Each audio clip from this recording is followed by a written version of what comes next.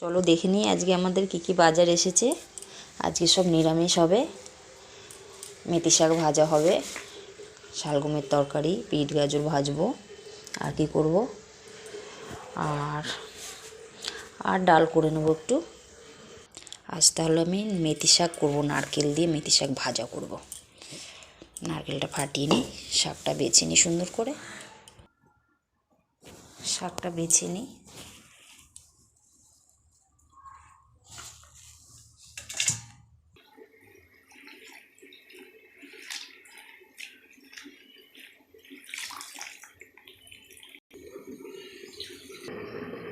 শাকটা ধুয়ে নিয়েছি, নারকেলটা ফাটিয়ে নিলাম।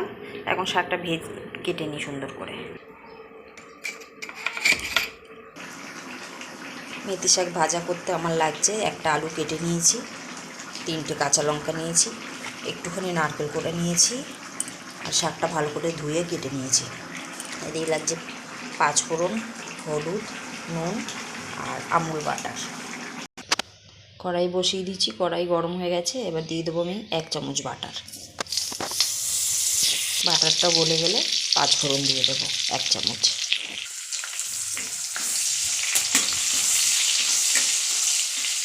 তারপর দিয়ে দেবো নারকেল কোড়া। নারকেলটা বাদামি বাদামি হয়ে ভাজা হয়ে গেলে তারপরে আমি এর মধ্যে দিয়ে দেবো কেটে রাখা আলু, স্বাদ মতো নুন,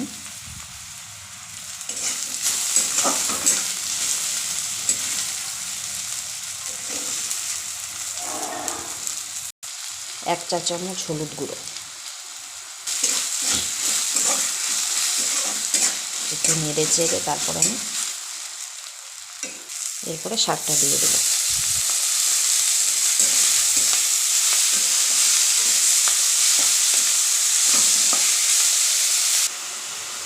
এবার 4 থেকে 5 মিনিট এটাকে মিডিয়াম আঁচে দিয়ে ঢাকা দিয়ে রাখবো।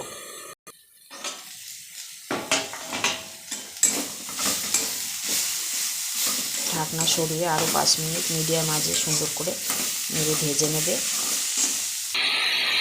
আমার শাক ভাজা রেডি হয়ে গেছে। এবার বাটিতে তুলে নেব। এদিকে আমি বিট গাজর ভাজা বসিয়েছি, শাক ভাজাটা হয়ে গেছে। বিট গাজর ভাজা হচ্ছে, আর দেখে দিই আপনাদের কি রান্না হয়েছে আজ। এই যে শাক ভাজা, আর করেছি শালগম আলুর তরকারি,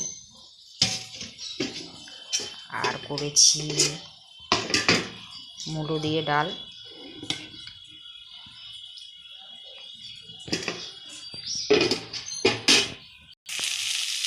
বিট গাজর ভাজাও হয়ে এসছে। আপনাদের ভালো লাগলে রান্নাটা বেশি বেশি করে শেয়ার করুন।